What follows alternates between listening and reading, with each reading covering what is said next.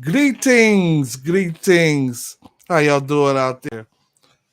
I have to apologize. I had to come back on because I was having technical difficulties and I didn't know. So I'm back. Yes, hit the like button. Tell someone. Tell a friend. To tell a friend. To tell a friend. Bingo is here every Wednesday, and because of technical difficulties, I moved it back to 10:15. We're going to be talking about the game against Pittsburgh and how it's not as bad as what everybody think. Um, how Deshaun Watson is not the only one to blame for how the offense is stuck in the mud right now. We also talk about how the defense is putting up those numbers, shutting teams down, holding them to less than was it 7 points a game. And then we also want to give a moment to our boy Nick Chubb. I'm still trying to process it. That's one of my favorite players on the team. I hope him a healthy and fast recovery. It's the same leg he injured in college. Had reconstructive surgery on it. I guess they're waiting for the swelling to go down so they can have surgery on it again. So our prayers go out to Nick Chubb. Oh man, every time I talk about it, I just feel a certain way. You know what I mean? It's like the Browns had a legit talent on the team that if he had played out his career, could have been a Hall of Fame running back.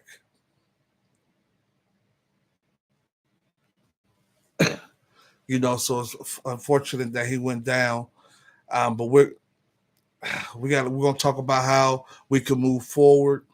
Since that happened, today they signed Kareem Hunt, brought him back. We'll touch on that for a minute. It's not going to be a long show right now because I'm redoing and going over some of the material. But thanks for coming in. Thanks for joining. This is Dog Talk brought to you by Browns of Columbus.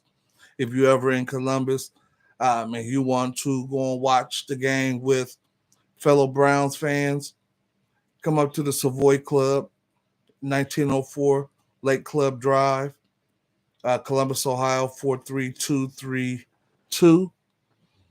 We usually have it on the big screen and several other screens. And sometimes, if I'm not mistaken, if it's during the 1 o'clock window, they have other games on too.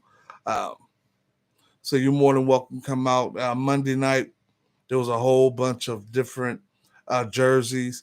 Of course, it was thick with Browns fans, but Steeler fans came in. I seen some San Francisco fans, Cowboy fans came through. So you're more than welcome. Come up there and have a good time and watch the game with us. There's also a bus trip coming, but I believe it's full for the 15th. But if you want to get a seat, Browns of Columbus at gmail.com. Contact them, let them know.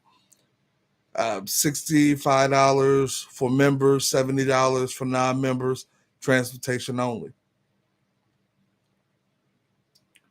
Now,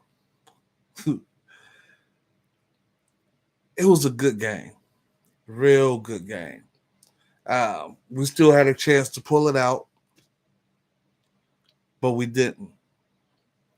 Um, we held the offense to really nothing at all, but their defense balled out. Had have about four takeaways, interception return for a pick six, fumble return for a pick six. They kicked some field goals, so it was a tough game, but a lot of people are taking the overall result of the game and not really breaking it down and understanding what they really or what they could have saw because the results didn't add up to what some people wanted. Break that down. Talking about the offensive line, to me, not the whole offensive line, but the PFF grades came out and our tackles are not as strong as they need to be. And the numbers, show that we can't go by and say that it's this gospel, but it's a way that they gauge and grade some of the offensive linemen. Jed Wills, when it comes to pass blocking, is in the lower percentile. I believe he's like number 54 of 57 or 58 tackles when it comes to pass blocking. Grades a little bit higher when it comes to run blocking. Whereas um, Jones grades higher in pass blocking and grades in the lower percentile in the run blocking. Then you have Batonio, who grades higher in the pass blocking, lower in the run blocking, and Teller, who grades higher in the run blocking, and in the middle of the pack when it comes to pass blocking. And center, I believe he's in our top percentile when it comes to run blocking, in the middle of the pack when it comes to pass blocking. So there's uh, a different chemistry or different setup with the offensive line. Right now, they're not playing at top 5 or top 10 level um, at this point, and I think it's causing our offense not to be able to move the ball. And it's two things that come into that equation. With Stefanski's offense, usually once you get to that third step, he wants that ball to come out right now. Deshaun Watson is more of a quarterback that's sitting in the pocket, let a play develop, scan the whole field, and hit the open man. But if he don't have time in that pocket to do that, he's either going to have to get the ball out quicker or they're going to have to do something about the left tackle. Because both games that I watch, Jed Wills is right now the weak link on the offensive line. On that strip sack, that strip fumble sack, Jed Wills man got beat when Deshaun Watson was hitting the top of his drop. As soon as he put his foot down, man was coming. Still some noise up front, but that's the man who caused the fumble, allowing T.J. Watt pick it up, scoop it for 6. So that's one of my major concerns is the play of the left tackle. Now Jones, he held his own, even though he didn't grade high. He had the tougher draw out of the defensive ends. Um, he drew T.J. Watt, and T.J. Watt didn't have the funk that he normally has. Now you can't stop him; you can slow him down, but he didn't disrupt the game like he normally have. You had Highsmith who did that, who was rushing over Jed Wills. So that makes it's concerning to me because now the national media their narrative is that Deshaun Watson is either washed up or he's not going to get back to the Deshaun Watson of 2020. Two things. I mean, what's wrong with that statement is they're not taking in account the whole totality, the offensive line, play, everything's falling on Deshaun. There's not really a clean pocket for him to settle in. When he do, he hits his receivers. But I guarantee you that there's a clock inside his head that is going off like right now because his blind side is not being protected the way that it should be, especially for a top well 10 the 10th pick of the draft. At this point, I thought that he would have gotten better, or in that progression of getting better. But what I'm seeing is that he's not playing with a lot of passion. He's playing out there as if this is his job, and it's two different ways that you can go about doing that. When a player feel like this is his job, then he gonna go out there and do it. But if that quarterback is your boy, it's more than just a job. You are the protector of your man's back there. But I believe, and I could be wrong, but I think because Jed Wills and Baker were such good boys, good friends, doing commercials together. I think when Baker left, those endorsements left Wills too, because you haven't seen him in any commercials. That Jed Wills feel a certain way about Deshaun, good or bad, and I might be wrong, but the way he plays out there is not like he's trying to protect Deshaun at all costs. I got you. I'm a block. So he's getting beat more times than none, because if you watch some of the film and go back and watch the games, a lot of times you'll see Jed Wills, once he get beat or the play is the other way, he stops and either watch, and you don't see him making those hustle plays to either try to tackle somebody on a turnover or to stay in the game. It's concerning to me.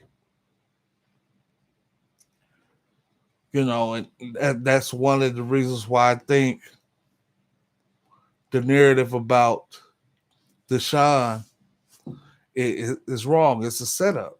It's like, unless he has one of those perfect games, everybody's going to assume that he's not that man, that deal that he was, that the Browns brought in.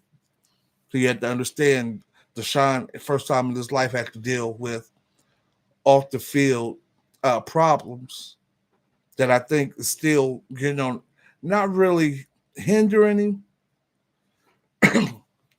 but for the first time in his life, other players on the opposite team have something, or they are going to say something to Deshaun to push his buttons. And I believe some of those players, especially Monday night, was able to push Deshaun's button because he wasn't playing like he normally would play. He's been in the championship games. He's played at the highest level on every stage or every level he's been at. But for the first time in his life, an opposite team could say or say a series of things to him that could try to push his buttons. And before, I don't believe they had that luxury. And we won't know. But as a player, defensive player, you always saying something or talking smack, trying to get in somebody's head so you can get an advantage. And I believe now other teams are using that when they play the Browns and Deshaun Watson. So he's gonna have to get that, under wraps, and not feel like he has to carry not only the team but the city on his back. He has a lot that he's dealing with, and this is not no excuse. But I can understand, and I'm willing to give him a little bit more time. And that's just between his head. The offensive line is something totally different. So those are two, situations that I think is hindering him from getting back to form, because until he's able to lock that away, and it's not going to be this season, because there's always going to be players out there that are going to try to push that button. But as far as like his timing right now, it seems off. Um, just just a little bit off, whether it's not throwing in rhythm, worrying about what you're doing. Something is not right. Something is not hitting right now with Deshaun, and I believe it's going to take a little bit more time for that to happen. And I don't want to say it, but it could be with Chubb going down.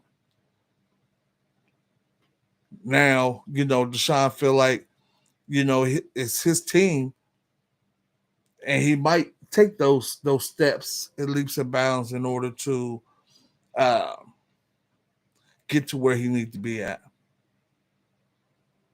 Because it was, I ain't gonna say it was inner fighting, but if you talk to a Browns fan, some people will say it was, Chubb's team, or was Deshaun's team.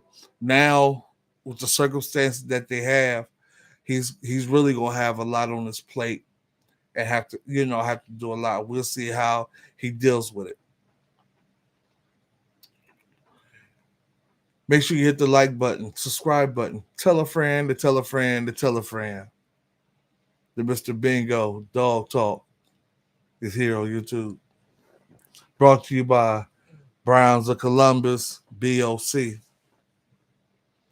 Now, earlier today, the Browns brought back a familiar face. That's right. The Browns signed Nick Chubb. No, I'm sorry. They signed Kareem Hunt to a 1-year, $4 million contract with incentives. Kareem Hunt could have been signed at any point during the offseason. They, let him go out there, shop himself around. He visited a couple teams, but didn't sign. I'm gonna look into seeing how much they was offering, how much he signed with the Browns. That'll tell me a lot, because I think in his hearts of hearts he wanted to be with the Browns. But they got Jerome Ford to back up Chubbs this year. But with Chubbs going down, they needed a veteran running back, and it only made sense to bring back Hunt. Now, some people are concerned because last year Hunt wasn't putting up the numbers that he normally would. Uh, a lot of that could be because, remember, he wanted a longer contract, or he wanted to be traded. He didn't think he was being utilized the right way. So that could, play a good part in some of the things that his numbers being down last year. We'll see him coming back. He knows the offense. He knows the personnel. So he should come in and fit in good with the team. He's only been away from the team, if I'm not mistaken, 8-9 months, but he's been in Cleveland working out quite a bit. So I'm pretty sure he stayed in touch uh, and communication with a lot of those players. So that's going to be good, because when Chubb went down, you started hearing trade rumors, trying to get Jonathan Taylor, a couple running backs from out west, and they ended up bringing a Hunt back. So you can't replace a Nick Chubb. So we're going to see how this offense now starts to uh, tailor its game around, Watson more, because now both of your running backs you have are not scat backs, but you can use them more in the pass game than they believe they could do with Nick Chubb, even though Nick Chubb could. But he was more that cowbell, ran in between the tackles. And me personally, I believe he made the offensive line look a lot better than what they've been playing because of his vision. So it's a couple little things that they're going to have to tinker with. And I hope they can do it on their way to the bye week. But things is changing so fast that uh, this week we got Tennessee, and hopefully this could be one of those get right games to work the timing and get everything back on schedule. Against Pittsburgh, man, the defense once again stepped up, even though the numbers is not really uh, telling the whole picture. Like, for instance, the defensive line is causing havoc, but they're not getting the sacks or the tackles that should be registering in their for their works. Because right now, Delpit is leading the team in tackles and in interception. And you see the linebackers, I think you have the DBs, linebackers, and then the defensive line are starting to show up when it comes to tackles, solo tackles, and tackles for a loss. So I would like to see, that change moving forward. And that's probably me just being, nitpicking because defense has been balling. So I wouldn't, really want to change it. I'm just saying for my personal, I want to see those numbers kind of pick up. Miles Garrett and Smith getting more sacks. They're getting some pressures and hurries. I want to see them translate more into sacks. And I thought that would against Pittsburgh because Pittsburgh's offensive line really wasn't that good, but they schemed up a game that he got the ball out quick, and so it didn't really allow the rush to get to him. And they did, a couple other things. But that's an AFC North, rivalry game. Which bring me back to someone I forgot. I think it was Quincy had said something about no, it was G. Bush. I heard him talking that uh, they asked Deshaun Watson, and when he was in Houston, who was his rival? He really couldn't say. Then they asked him when he was in Clemson, who was your rivals? And I think he said something like one of them Carolina teams. I say that because playing or being the quarterback of the Cleveland Browns, every team you play in the AFC North is a rivalry game. You have Cincinnati, rivalry game. Baltimore, remember they was the old Browns, moved to Baltimore, so that's a built-in rivalry game. Then you have Pittsburgh, which with the numbers, the win-loss the Browns have on paper is a rivalry game, but until the Browns start to uh, win and beat Pittsburgh in Pittsburgh, they're going to not take it as serious as a rivalry game as most. But the intensity in those games is a lot different than when you play in Houston and you play in Arizona. It's a game. It's still going to be physical, but it's something different about playing a rivalry game. And when you play in the AFC North, you pretty much, especially as a Browns quarterback, you playing 6 rivalry games every year. So you have to be ready for that battle that many times. There's really no time to really step back and take a break, especially since now this year our schedule has been front loaded with our division. The Browns really won't get a break as far as competition and getting out of that rivalry state of mind until mid-season, maybe after they play San Fran. Then you come back and you play Indianapolis, Seattle, Arizona before you go and play Baltimore. So all's not lost. It feels bad because we lost Nick Chubb, but I believe our defense is going to keep us in the game in most of the games. Um, we fixed that offense, especially the offensive line, get them to play better. Me personally, have nothing against Jed Wills, um, but I would try somebody else over there. Dunn, Harris, somebody who's going to put up a fight to protect the backside. Because if not, the way Jed Wills is getting beat, we could possibly be revisiting this conversation when it comes to Watson if they don't get someone to protect his blind side. Because when I went back and watched the game, it was several things that I seen that didn't scream to me that the Browns are as bad as what people think they are because of this loss. They did some good things, but they also did some bad things. For them to have 4 turnovers and lose by less than 4 points, or 4 to 5 points less than a touchdown, years past, it would have been a whole different story. The ball would have been rolling. We wouldn't have put up a fight. We was just expecting, and they as they should be, to go into Cleveland on Monday Night Football and win. We was disappointed that we didn't, but all not lost. Watson made some good throws, some good completions.